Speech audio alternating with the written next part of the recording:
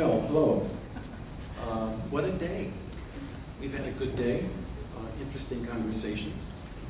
And this is sort of the sum up panel. So what I'd like to do, first of all, my name is Abdul Alkalimat. I'm on the faculty at UIUC at GISLIS, and also in the Department of African American Studies.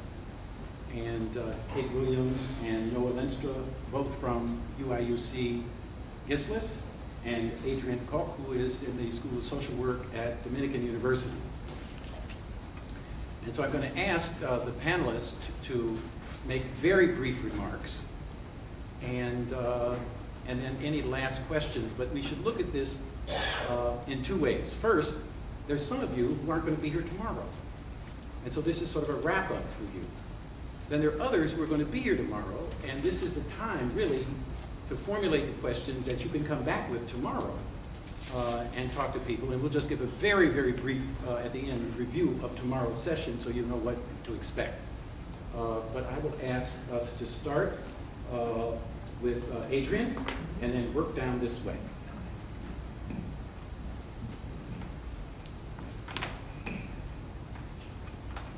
I think, to frame the dialogue, I think it's imperative to think about learning as being a collaboration. And today, we saw different ideas being presented by library students, by practitioners. And I'd like to acknowledge students from both the Library Information Science School from UIUC and graduate students from the School of Social Work who have put in posters to make it a really successful poster presentation. So congratulations. So I think I'd like to leave you with three questions in terms of how do we frame our thinking moving forward. The first question relates to the kinds of ideas about digital divide. So what are the types of digital divide that exist within communities of practice, organizations within practice professionals, and what do we do to bridge a digital divide?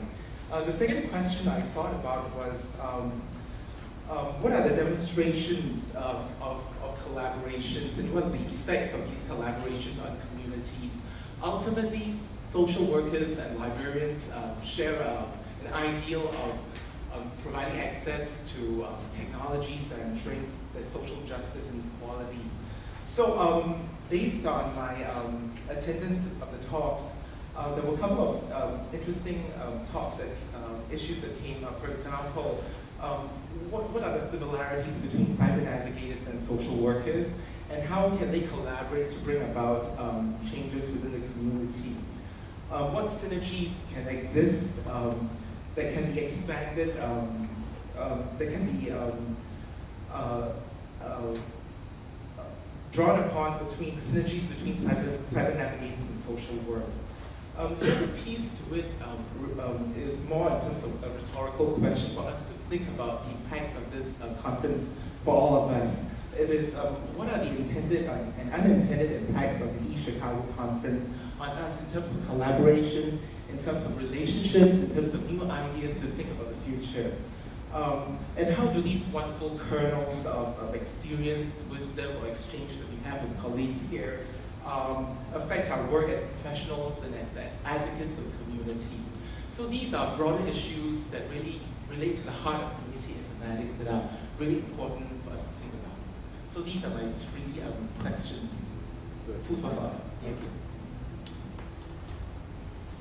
Yeah, I think we've heard people who've been kind of at the forefront of innovation for a long time at this conference, and we've also heard people who are beginning to innovate and beginning to become the innovators who 10 years from now will have a lot to report on their 10 years of innovation. And I think here at our posters session, we've really got a taste of what the next leaders, not only here in Illinois, but across the nation are going to be, and what are their ideas, and how can, so I think one of the things that makes eChicago such a valuable opportunity is that we get people from a lot of different backgrounds and generations and experiences, and it's a really great opportunity for people to share their insights, both from different perspectives and from different experiences, and I think that's one of the things that makes eChicago really valuable. And I know just from So if you are, so this is a poor way to wrap up, but you should be here tomorrow. It's the first thing. And when you're here tomorrow, I really want you to encourage you to kind of go beyond your comfort zone and talk to the people that are around you, because you'll find that a lot of the people that are here may be quite different from you and have a lot of interesting perspectives on what they're hearing that may not be exactly your perspective. And so I think we've had a little bit of that on the Twitter feed, but we need to have more kind of talk back and having more people kind of building the digital conference on Twitter, because I mean, conferences are not just about talking heads here at the front. It's about what's kind of going through your heads as you're hearing the talking heads, and that's just as important. And so we need to also kind of think about what's going to be the future of conferences, and how can we kind of have conferences be opportunities to build collective intelligence. So these are just some of my thoughts. The person who speaks third never gets to talk enough, because they already said it. I want to echo this, but especially when Noah just finished saying. I've been thinking about the Bertolt Brecht poem, In Praise of Learning. I'm not going to read you the whole poem, but I want someone to tweet a link to this poem, because it's such a deep poem. The very last line of it, it's called In Praise of Learning. And so look it up, In Praise of Learning, Bertolt Brecht. The last line of the poem, in fact it's repeated in the poem, is, you must take over the leadership. And those of you that are here, you notice, if you've been here for the last 7 years, we've all got older over these 7 years. And there's a risk of the panels getting older, but we see that the new people on the panel are not as old. The last panel had Will Kenham on it. He's not very old. So you all have to take over the leadership, and the only way to do that is to bring your whole self into the conversation. And don't be shy, and don't be afraid, and discover that when you actually open your mouth, you've got something to say. And I saw that happening out in the poster session, and we have to bring that same energy into the sessions, because the problems that we face in Chicago, in the libraries, in the community, are so big. We can't look back, we can't waste time. So, and we have barely gotten into the discussion, and we're already halfway through the conference, boy. So that's all I have to say, is bring real self, whole self to these conferences. This one, ALA, all the ones you go to, because you all have to take over leadership. Okay, I'd like everybody to, do you have a program? Grab your program. And I want to direct your attention to the last page, the last cover, the very back of it. The back cover, not the inside cover, the back cover. And I want you to read with me. This is a community technology manifesto that we've been working with, and we think it has direct relevance to eChicago. And we hope that you read this and you project yourself into it. We dedicate ourselves to become difference makers. An information revolution is underway, leading global transformations in health, education, business, culture, and in the diverse activities of our daily lives. This revolution cannot and will not bypass any underserved or low-income community. Every person and every neighborhood is impacted and therefore challenged to act. We rely on cyber democracy, collective intelligence, and information freedom. Cyber democracy means universal access, every person and every community organization able to make full use of new technologies. Collective intelligence means hearing all voices, all of us uploading as well as downloading information. Information freedom means Information freedom means online information is findable, easy to use, and requires no special permission to access. With these values, we will work together so all our communities and community organizations can communicate, represent themselves online, and use digital technology to create cyber power for social change. This we think, at the end of the day, my Cabrini upbringing is coming out.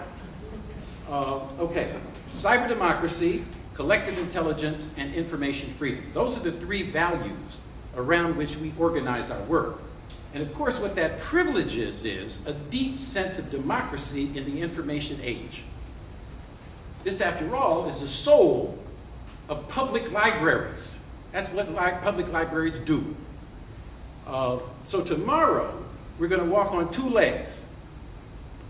First leg has to do with the federal legislation that created BTOP, that is the Broadband Technology Opportunity Program. Some $7 billion has just been spent, as I think we all know. In Chicago, it's called Smart Communities. In Champaign, Urbana, we call it BTOP. We call it UC2B. Now that's an interesting way to put it because it's also a philosophical statement about you must see and experience the world to be, if you get my drift. But we call it UC2B, which means Urbana, Champaign, Big Broadband. Now, the guy who's speaking tomorrow morning is a venture capitalist that has $250 million to put on the table. I've never talked to anybody that $250 million to put on the table. I'm going to talk to him tomorrow, though. And he's going to select 5 cities to give $50 million each to roll out the broadband to the entire community, sort of like what Google did in Kansas City. So, needless to say, he's already given $50 million to Chicago. So you've got to figure out, we're going to ask him all about that, but we're also trying to get it in Champaign-Urbana. So anyway, Gigabit Squared is talking in the morning, and then we're going to have a whole discussion of how this high-speed internet has been rolled out in the state of Illinois. And I think you may have seen one of the posters that dealt with some of that. Okay, so that's one stream. And that's really talking about pipes in the ground, in the main, and creating access, potential access. But the other stream we're going to be dealing with is the local wiki. The idea that, relatively inexpensive to the organizers, everybody can be offered a free web page. Everybody. Now, of course, other people have business models. You can pay them in other places, but this is a commons that we're talking about, where people not only can get a free web page, but they can't just be in a silo by themselves. We're talking about the entire community being invited to come in. And so here now we have 2 parallel revolutionary transformational technologies. On the one hand, top-down government money coming to the entire country to build pipes underground. And on the other hand, an organizing attempt in terms of the actual people that live in the community to organize themselves and to be digitally represented by themselves. And so we have 2 revolutionary technologies going on in a parallel way. And if we think of tomorrow as a framework, that really gives life to these posters. Because these posters are not simply one-off technological classroom term papers. They're actually a biopsy of a revolutionary transformation of the society we live in.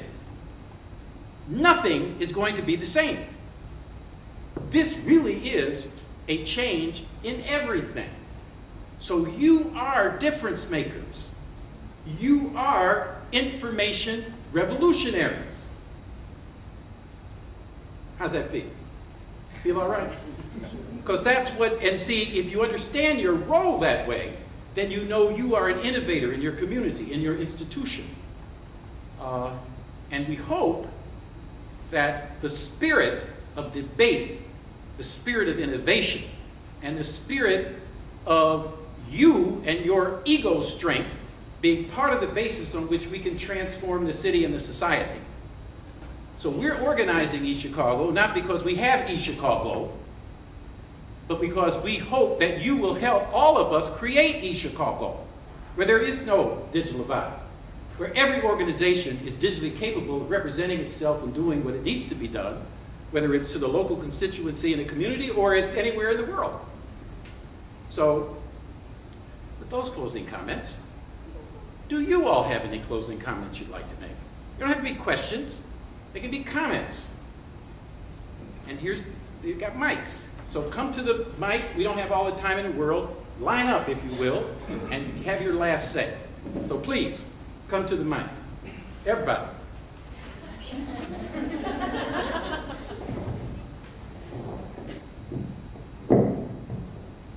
You know, I can't decline an invitation, you know that. Okay, Yeah, talk to the people. so I said to the panel that I can't decline an invitation. Right. One of the things that I was shocked about a few minutes ago, talking to a couple of students at the poster, and I believe that poster was, what poster was that? Pornography. The pornography. So I was shocked to learn that the information science or the library science program at UIUC is #1 in the country. I didn't know that. I've learned something new today. The other thing is that this is the kind of conference that should be packed out. And what I am proposing is that we look at perhaps doing this kind of a conference at the secondary or high school level. So that we can engage, as Kate said, another generation to give over the leadership to. Because this is going on at UIUC today, and it's like a lot of people are asleep because they don't know what's happening. And this is something that everybody needs to know about. So I'm willing to get in and to work with it. I'm a social worker, community organizer, so I would definitely like to be engaged, like to engage and engage other people into this. And tomorrow I will be here. Okay, beautiful. Next, come on. I just wanted to make a comment on how this has really opened my eyes to the marriage between the informatics and the social workers. And the one on pornography opened my eyes as well, as far as the social justice really is such a strong weapon against, with this information, what we can do with it for awareness sake, and then also on how to combat it on the cyber level, right? I also saw a lot of ideas that I never even thought of as far as around the world, so it gave me more of a global idea, that the ones on China, for instance. So it just showed me how smart, I feel like there's so much smartness going on in this room right now. I'm sad that some of us are not going to be here tomorrow because of a certain honor society induction, but for those who are, I'm just a little jealous. So I just want to say thank you for helping put this together as well. Thank you. Thank you. Okay, I feel a lot less creative now because half of what I was going to say she just said, but I'll say it again anyways. I really feel like today has opened my eyes to this huge connection between librarianship and social work and education and so many other different fields. And I don't know. I mean, I love librarianship. I don't know if I'm going to be looking at it the same way anymore, but that's not a bad thing necessarily. It just gets better from here, I think. And I'm excited to see what happens next. Great. Next. Come on, next, somebody. Let's make this real. How about you, Jarrett?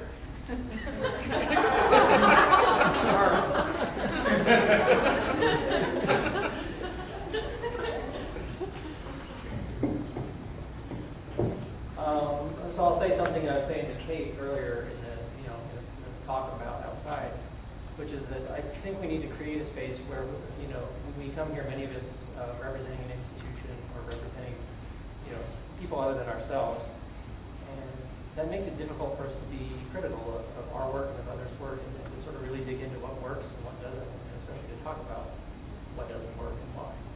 So coming up with some way to make this a safer space or to create spaces where we can kind of take off our institutional identities and sort of have some real talk about,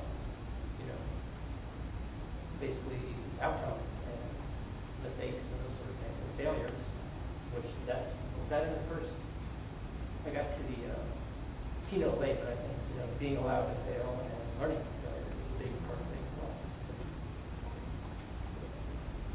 Abby, what do you think? Come on. All right.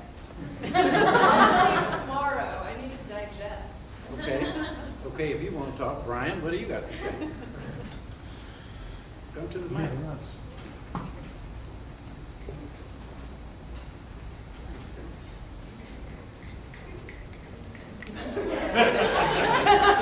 definitely good to see a lot of people, a lot of beautiful people out there. One of the things that struck me, one of the panels that really struck me today was a panel titled Dialogue and Deliberation in Chicago, where there were some folks who were uncovering data that the community needs to use. And they did it in a really creative way, and they found some stuff that sort of has been uncovered that hasn't really been brought to light a whole lot. And it struck me as someone in library and information science school thinking about programming and learning a little bit about it and having a challenge to figure out what are the data uses that are needed, what are the data needs to create creative apps, basically.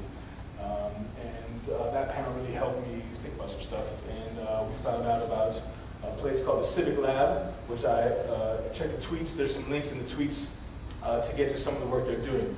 Because it was really some on-the-ground stuff. They talked about how a lot of these hackathons sometimes are just sort of arenas for showing off skill as opposed to really providing a benefit to the community. And what the work that the Civic Lab was doing was really grounded in some very real needs. And so that's the kind of thing that I want to support, and I'm sure everyone else does too. So I'm going to check that out more myself. Who's next? Okay, I've been coming up with a list for you guys, so let's see what we can do here. All right, so first off, I was on the Twitter stream for part of today. I didn't notice that many questions. I want to encourage all of you guys, if you're going to use Twitter, that's what makes it valuable to somebody like me. I know that's selfish, but like, you know, one part of it is we want to like blog it online, we want to capture what's going on, but I think we can have that conversation going on there. So let's see more of that, maybe tomorrow if that can happen too. Number two, posters were awesome, gives us time to talk. It's not just also that we're going back and forth with posters, but one of the big takeaways for a conference is having that downtime, check in with somebody, talk to them about whatever. So I very much appreciated that.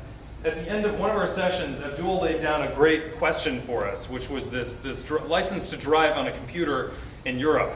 And that's one I think we can continue to dig into. So digital literacy, and maybe other ideas of information literacy, computer literacy, what we mean by that. Because I think that is a continual and difficult question. I think this is one of the places where we can talk about that. And then lastly, I've had a lot of luck at other conferences doing workshops and demos. And this is just something to think about going into the future. I know they've done a wiki building workshop in the past. But design jams, where you come together and you have a problem right there and you're going to do as much as you can to solve it in that moment, that session. Not just talking about it, but actually trying to like build a solution in that moment. Those kinds of things. There's going to be a makerspace opening up in Chicago Public Library. They're just talking about that. You could have a makerspace workshop session. I've done tons of these with the Fab Lab down in Champaign. You could have something where people can actually come and do something related to digital literacy like that.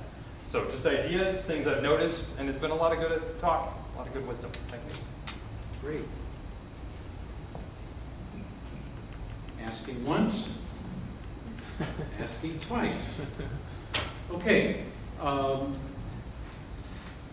Tomorrow morning, we will reconvene here, and there will be coffee, there will be snacks, there will be streaming, and we very much look forward to it and welcome all of you to return. Those of you who are getting on the bus going back to Champaign, Urbana, we wish you well and a safe trip, and a good night's sleep since you got up very early this morning. Thank you. See you tomorrow.